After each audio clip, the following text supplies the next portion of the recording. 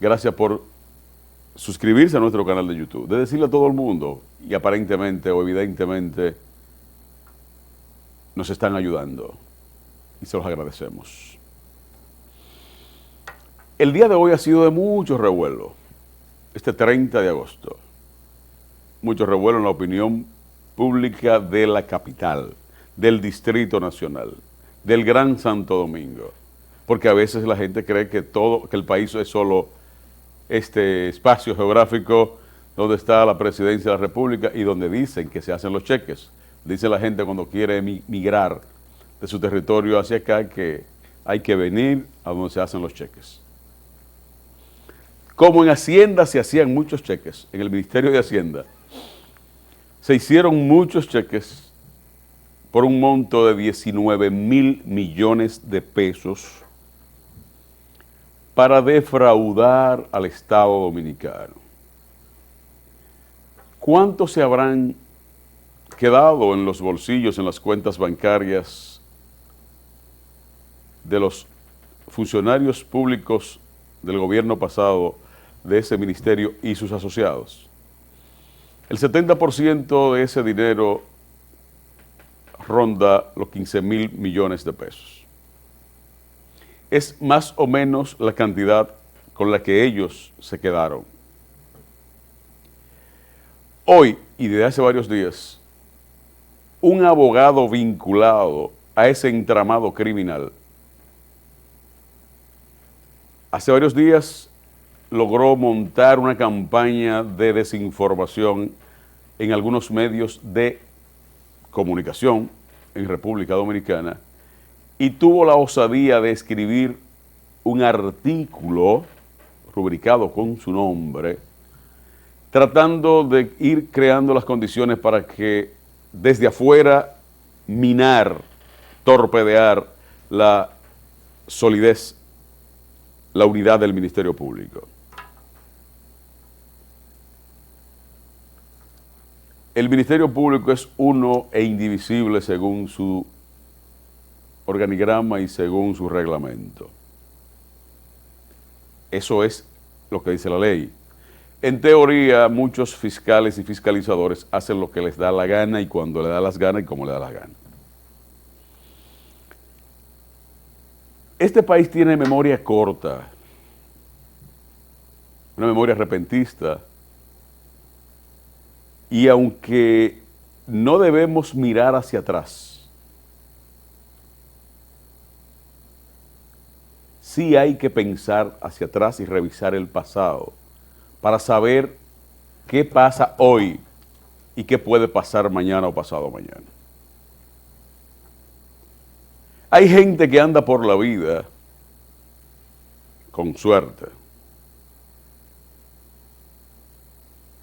Al Capone se pasó la vida violentando el ordenamiento jurídico norteamericano, asesinando a mansalva y de manera discrecional a quien le diera la gana y como le diera la gana y cuando le diera la gana, y terminó preso por lo que menos sospechaba que iba a terminar preso, por evasión de impuestos. Al Capone no cayó, no fue a la cárcel por sus crímenes. Cayó preso por una tontería, por evasión fiscal. El que vive de la espada muere por la espada. Eso está en la Biblia. No literalmente, pero dice, el que a hierro mata, a hierro muere. Y decía mi abuelo Américo Merán que no, el que a hierro mata no puede morir a sombrerazo. Estamos viviendo y asistiendo a realidades de hoy que son las consecuencias del pasado.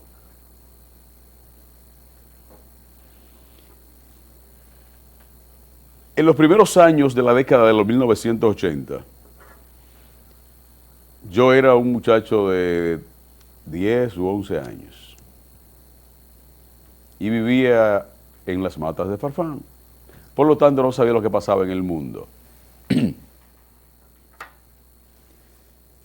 Pero la gente que vivió en esa época más en la civilización que nosotros debe recordarse de unos escándalos que estremecieron a la República Dominicana y al mundo por la venta de títulos universitarios falsos, falsificados, a estudiantes de cualquier país del mundo que venían aquí con unos dólares y a los 3 meses regresaban a sus países graduados con títulos universitarios. Y eso provocó el cierre de más de una universidad.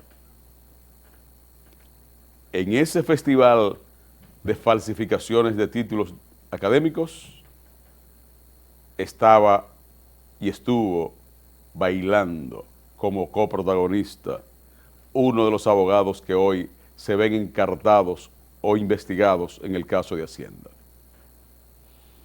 En el año 2000, Hipólito Mejía Domínguez, presidente de la República, formó su gabinete. Y al formar ese gabinete quiso pagarle a algunos traidores impenitentes la ayuda sutil, esas alianzas invisibles que se hacen en política, le quiso pagar y les pagó a una sociedad de traidores que militaba, que medraba en lo que era el Partido Reformista de entonces, con Joaquín Balaguer vivo. En esas designaciones recuerdo que Hipólito Mejía, a quien le tengo mucho cariño y respeto, nombró a un director de INAPA.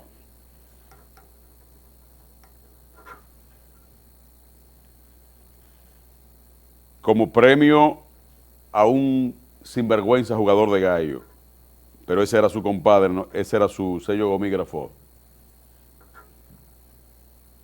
Terminó encartado casi 20 años, 20 y pico años después, en el caso de Odebrecht. Eso fue en el 2000. En el 2001, Hipólito Mejía, que quería hacer un gobierno sano, y creó unos programas desde la presidencia como el famoso Plan Renove, que terminaron los directivos y sus asociados en Najayo presos, y el famoso plan con los cupones del gas licuado de petróleo. Y puso al frente del Ministerio de Industria y Comercio en ese momento disque dirigente reformista, Ángel Lockwood,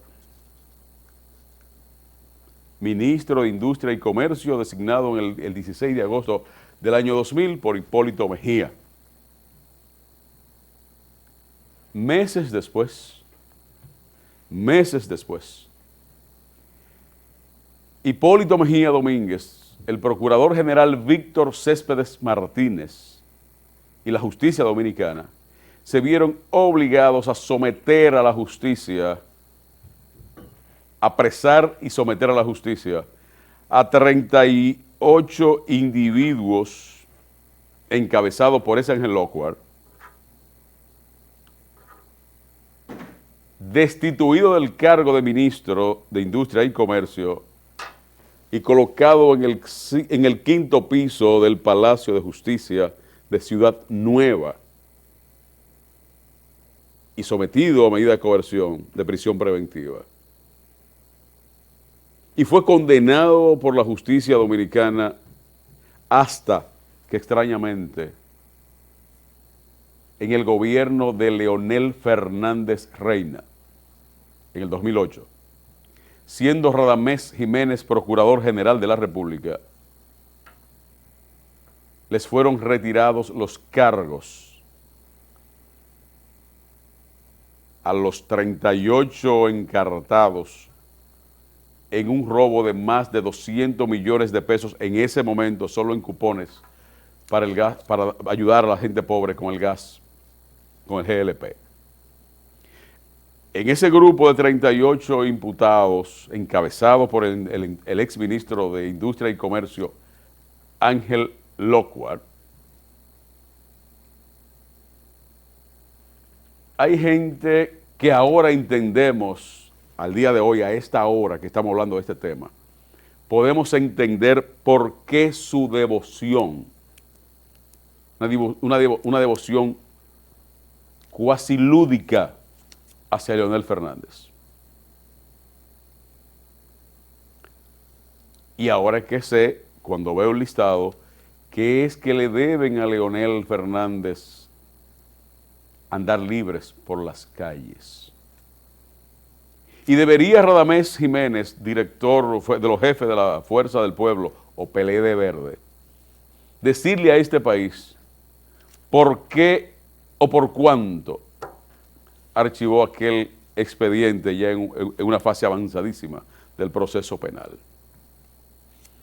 De esos encartados, algunos han fallecido, lamentablemente, desafortunadamente, gente a la que uno le tuvo afecto y que no eran tan delincuentes. Otros andan por ahí vueltos guiñapos. Y ese gentilhombre que hoy anda desafiando como Jesse James a la justicia dominicana, ahora está muy rico. Fue ese gobierno de Leonel Fernández del 2008, 2006, 2010, o 2004, 2008, que nombró a ese señor como ministro de Estado sin cartera, secretario de Estado sin cartera, en marzo del 2007. Leonel Fernández nombra a Ángel Locuar, secretario de Estado sin cartera en el 2007, para salvar una situación deplorable, vergonzosa, y hay que mirar para atrás. Hay que mirar para atrás. En marzo del 2007, Leonel Fernández nombra a Ángel Locuar, secretario sin cartera, única y exclusivamente porque Franklin Almeida Rancier, entonces ministro de Interior y Policía, le había negado el permiso para portar armas. Porque portar armas no es un derecho, portar armas es un privilegio. Y Franklin Almeida, que puede tener muchos defectos, pero no es un delincuente, le impedía a este señor renovar licencias para portar armas, porque la ley establece, la norma establece, la jurisprudencia establece, la prudencia establece que no se le dan licencia de armas de fuego a delincuentes consuetudinarios. Y Franklin los enfrentó.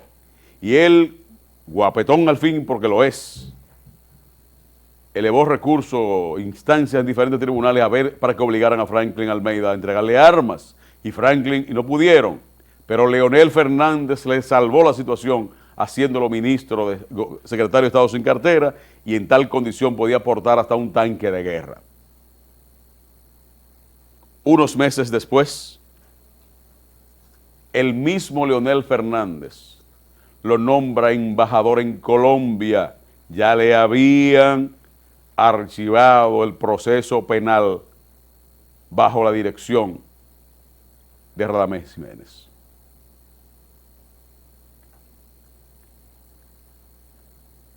Esta es la República Dominicana que la gente tiene que saber. Vamos a una pausa. Suscríbase, por favor, a nuestro canal de YouTube. Llámenos al 809-378-8394, al 829-855-7131. Y denle la campanita y llámenos y díganos lo que quiera. Si estamos diciendo algo que no sea correcto, háganos la salvedad. Volvemos en breve.